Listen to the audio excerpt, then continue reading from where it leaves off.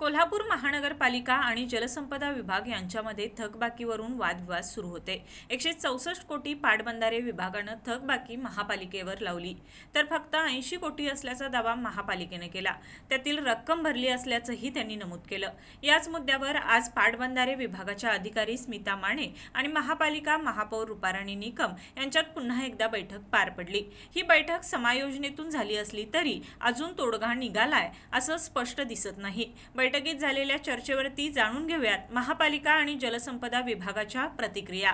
परवाच एक जलसंपदा विभागाकडून एक कारवाई करण्यात आली आणि त्याच्यामध्ये कोल्हापूर शहराचं पाणी बंद केलं गेलं होतं आणि तो अतिशय सिरियस विषय लक्षात माझ्या आल्यामुळं त्याच्यावरती आज पुन्हा आम्ही जलसंपदा विभाग आणि कोल्हापूर महानगरपालिका सर्व पाणी प्रश्नावरील सगळे अधिकारी पदाधिकारी सगळेच या मीटिंगला उपस्थित होते आणि खूप चांगली चर्चा, पॉझिटिव्ह चर्चा या ठिकाणी झाली आणि जलसंपदा विभागाच्याही सर्वच अधिकाऱ्यांनी खूप चांगलं कोऑपरेशन करत आम्ही निर्णयावरती असं आलेलो आहे की आमच्या काही थकबाकी त्यांच्याकडे आहेत त्या सगळ्या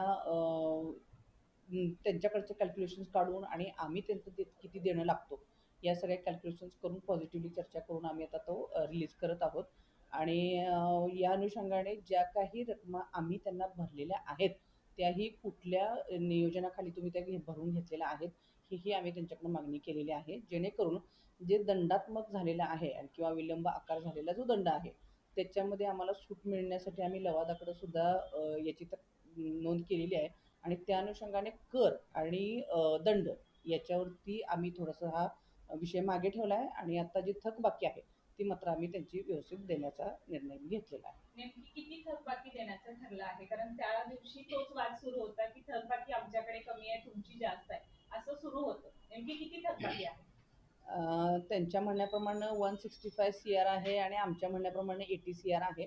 तो थोडासा विषय आहे, तो म्हणूनच आम्ही आता तो लवादाकडे देत आहे आणि त्या अनुषंगाने ते सुटतील प्रश्न। या सर्वावरती आयुक्त मॅडमांनी काय नेमका निर्णय दिला आहे? आपली काय चर्चा झाली आहे का आयुक्त मॅडमांबरोबर? आयुक्त मॅडमचं सुद्धा म्हणणं हेच आहे की कारवाई ह्या पद्धतीनं करायला नको पाहिजे होती, आम्हाला थोडंसं विश्वासात घेऊन आम्ही थोडं प्लस मायनस केलं असतं आणि माझी अशी इच्छा आहे की यापुढे सुद्धा अशी कारवाई न करता ॲज अ मेयर म्हणून त्यांनी माझ्याशी चर्चा करावी आपण आणि पॉझिटिव्हली त्याच्यावरती निर्णय काढू। मात्र कोणती चर्चा न करता पाटबंधारे विभागाने अशी कारवाई केली आहे, तर कोल्हापूरकरांची मत आहे की त्यांच्यावर काही कारवाई महापालिकेत करणार आहे का, असा प्रश्न उपस्थित आहे।